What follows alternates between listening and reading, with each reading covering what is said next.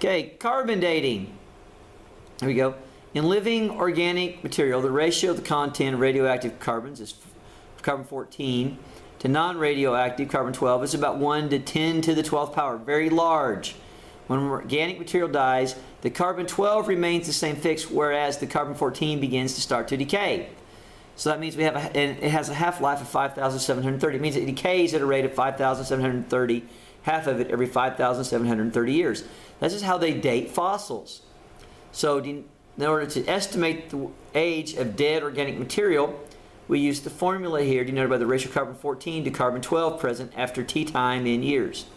Here's our formula. The ratio, the R, will be 1 over 10 to the 12th. That's the ratio. E, and this is a decay, so we have a negative T divided by this 8267.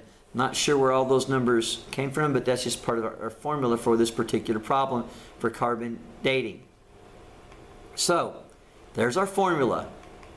So here's our problem. The ratio of carbon-14 to carbon-12 in a newly discovered fossil, R is 1 10 to the 13th. Estimate the age of the fossil. Well, first off, there's a fossil. Nice little picture of a fossil. Thank you, Coach Stoney. We're going to date how old this is. And here's what we know. R is that right there. Okay? So what can we do? Divide each side by 1 over 10 to the 12th, which basically means you will have 1/10 left, or 0.1 with this E negative T thing. How am I going to get that E by itself? Natural log. If I do natural log here, I got to do natural log there. Well, the natural log of 1/10 is negative 0.23. This cancels out, give me this negative T over that. Multiply each side by, I multiply by negative 8,267, and this fossil would be 19,036 years old. I don't know if that actually was, that's just a picture of a fossil I put in there.